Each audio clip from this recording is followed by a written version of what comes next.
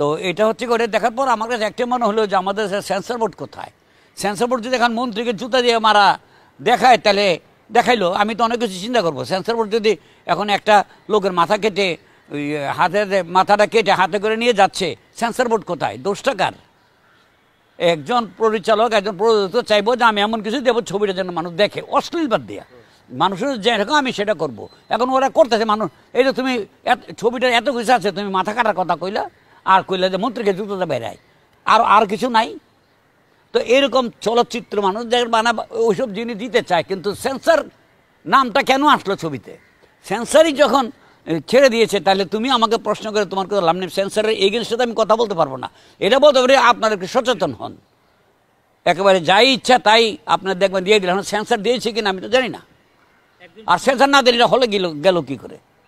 ওই সিরাঙ্গা হেঁটে যাই গই আর আমরা ওকে হেঁচাইতেছে গা, উনি যাচ্ছেন। এটা হলো বাংলা। কিরে কি দিয়ে ভাত খাইছস আর কি দিয়ে খেয়েছিস, সবই তো বাংলা। কিন্তু আমাদের দেশের ভাষাগুলো আমাদের কাছে বেশি ভালো। এক এক দেশের এক একটা মই বইয়ের সে মরে খাতে দিতেছে না। এই বরিশালের একটা ভাষা শুনলাম, ভালো লাগলো আমার কাছে। তো ওদের দেশে তো একটাই ভাষা, কি খেয়েছিস রে, কোথায় গিয়েছিস, এই তো ওদের, এর বাইরে তো নাই। আমাদের অনেক ভেরিয়েশন আছে আমাদের দেশে। আর চলচ্চিত্রে তোমরা যেটা বলছো যে মাথা নিয়ে যায়, এটা সেন্সারের ব্যাপার। আর ওই মন্ত্রীকে মানে এটা ওই সেন্সার কী করে দিল, এটা তো আমার কাছে খুব আশ্চর্য। হলের মধ্যে গিয়ে দেখলাম যে দেখার আগে টিকিট পাওয়াটাই কঠিন, খুব অসংখ্য ভিড় হলের, মানে টিকিট পাওয়াটা খুব কঠিন এরকম। তো ছবিটা এতভাবে টিকিট করে দর্শক দেখছে, কিন্তু প্রযোজকের লাভটা কোথায় হবে এটা তো আমি বুঝতেছি না।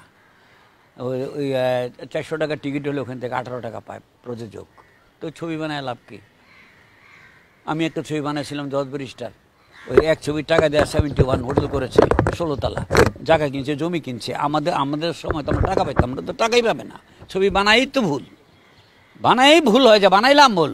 এই যে আমি ইয়েতে দেখতে গেলাম ইকবাল সাহেবের ছবি ওই রিভেঞ্জ, তা আমার কাছে এত সুন্দর লাগছে, একটি দৃশ্য বোরিং নেই, এত সুন্দর ছবি। তো এখন ওনারও দেখ, আমি যেদিন গেছি সেদিন ফুল, বৃহস্পতিবার দিন আমার ছেলে মেয়েরা দেখতে গেছে গিয়ে তখন ওই দিনও ফুল।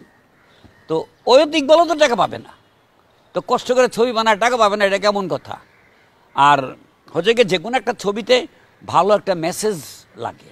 মেসেজ যদি ভালো না হয়, যে ছবিগুলিতে ভিড় যাইতেছে এই যাইতেছে, মানুষের জন্য একটা মেসেজ থাকলে অনেক ভালো হয়। তো মেসেজ না ছাড়া ছবি মানুষে পায় না গেছে। কতক্ষণ বিনোদন নিল, আনন্দ নিল, পাবলিক হুড়াহুড়ি করে ছবি দেখলো, চলে গেল।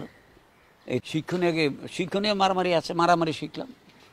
তারপরে এখানে সামাজিকভাবে কিছু ভালো কথা আছে, কিছু অসামাজিক ফাইট টাইটের মধ্যে একটু মন্দ ব্যাপার আছে, ভালো মন্দ নিয়েই ছবি। তো মেসেজ পাওয়ার মতো ছবি তো বড় বড় ডাইরেক্টররা যারা বানায়, আমাদের দেশের জহির রায়হান, আমাদের দেশের ওই কাজী জহির, তারপরে এরকম আরও মিজান, অনেক বড় বড় পরিচালক আমাদের যুগেরও আমাদের সাথে এই যে মিন্টু, সে তো অনেক সুন্দর সুন্দর মেসেজ বড় ছবি দিয়েছিল। সে 6 বার না কয়বার ন্যাশনাল অ্যাওয়ার্ড পেয়েছে। আলমগীর সাহেব কত সুন্দর ছবিগুলিতে, আলমগীর সাহেব সুন্দর ক্যারেক্টার পাওয়াতে উনি ন্যাশনাল অ্যাওয়ার্ড পেয়েছে 1 বার 2 বার 3 বার 4 বার 5 বার 6 বার 7 9 বার পেয়েছে। তো ওই ছবিটিতে কিছু যদি না থাকে তাহলে ওই ছবির ওই চিত্রগ্রাহকও পায় না, সম্পাদকও পায় না, ডাইরেক্টরও পায় না, তারপরে গল্পও পায় না। গল্প ভালো না হলে তো মানুষ ছবি দেখবে না, মেসেজটা তো গল্পের ভিতরে আসে। তো আজকালকার ছবিতে তো দেখলাম যে আসলো, মাকে মারলো বা বাপকে মারলো, ছেলেটা নেমে গেল, আমি ওকে মারবো, প্রতিশোধ নেব। একজন সন্ত্রাসী দেশ চেঞ্জ করে চলচ্চিত্রের মাধ্যমে করেছে। বাস্তবতা একজন সন্ত্রাসী এটা হয় না। তো আমি বলি, আমি কলকাতার ভাষা এখানে ইউজ হয়েছে, ওখানে ডাবিং করেছে বোধ হয়। তো এখানে ভাষাটা হচ্ছে পশ্চিমবাংলাও বাংলা, আমরাও বাংলা, এবং পশ্চিমবাংলার কালচার আর আমাদের কালচারটা প্রায় কাছাকাছি। ওই হিন্দি ছবি, হিন্দি ওই জায়গাগুলোর কালচার আমাদের কালচার এক না, আমরাও বাঙালি ওরাও বাঙালি, কালচারে কিছুটা মিল থাকতে পারেই। আতিথেয়তা আমাদের দেশে যেরকম ওখানে তেমন। তো কিন্তু এখন কথা হচ্ছে ওইটা আমাদের দেশে যে ভাষায় উচ্চারণ হয়ে ছবিগুলো হয় ওইখানে সেই ভাষাটা আমি পাইলাম না। তো এখন আমি জানি না এটা দুই দেশের কোঅপারেশন কিনা, দুই দেশে কোঅপারেশন হলে দুই দেশের ভাষার কালচার এগুলি ব্যবহার করতে পারে। তো এখন আমি যদি পরিচয়, আমি যদি মনে করি আমি ওই অন্য জায়গার বাংলা ভাষা আমি ব্যবহার করবো, আমি করতে পারি, এখানে আমাকে সেন্সর কিন্তু বাধা দিতে পারবে না মনে হয়। তবে আমি মনে করি আমার দেশের চলচ্চিত্রে আমার দেশের ভাষা আমি ব্যবহার করব। গ্রামীণ ছবি হইলে আমাদের দেশে এক একটা ডিস্ট্রিক্টে এক এক রকম ভাষা, আশ্চর্য হইলাম দেখে। যাই হোক, এগুলি যদি এখানে থাকেই তো আমরা এর প্রতিবাদ ছাড়া কী করব? একটা মানুষের মাথা কেটে দেখবে, এটা horror violence, over violence. Violence তো সেন্সর বোর্ডের কোডে আছে, ওভার ভাইলেন্স দেখানো যাবে না। আর এমন কোনো কিছু দেখাতে পারবে না যেটা নাকি আমাদের কালচারের উপর আঘাত করে, আমাদের সামাজিকতার উপর, সামাজিক জীবনের উপর আঘাত আসে। এগুলি তো সেন্সরের কোডে আছে। সেন্সর বোর্ডে এই বিষয়টা কেটে আমার কাছে জমা দিয়ে দাও। ব্লায়ার মানে কি আমি বুঝি, দৃশ্যগুলো করে চলে যাবে, ব্লায়ারের মতো মনে হবে। এনে ধরলাম, এইভাবে করলে তোমার চেহারা দেখা যাবে, এই ক্যামেরাটা আমি এই করতেছি, তোমাকে তার দেখা যাবে না। মনে কতগুলো মাথায় দিকে যাচ্ছে, কতগুলো মাথায় দিকে আসছে, এটার ব্লায়ার আমরা বলি। অন্য কোনো শব্দ ব্যবহার হইলে এটা আমাদের চলচ্চিত্রে ব্লায়ার এটা কি বলে, তা ব্লায়ার করে দেবেন এটা কি? ওরা তো ওটা সেন্সর বোর্ডে, ওরা তো ব্লায়ারটা আমাদের চলচ্চিত্রের ব্লায়ার কি এটা বলতে জানে না। তোমার কথা অনুযায়ী যদি এটা বলে থাকে, আর যদি অবজেকশন হয় সেন্সর বোর্ডের যে কোনো ছবির, তোমার কাছে অবজেকশন, তুমি কেটে প্রিন্টটা জমা নাও। আগে তো আমরা পিকচারটা দিতাম, আমার সাথে নেগেটিভটা নিয়ে যেত, কারণ পিকচার কেটে দিলাম পরে নেগেটিভ থেকে আমার আবার করে নিলাম আমি। ওরা নেগেটিভ আর পজিটিভ দুটো একসাথে নিয়ে নিত।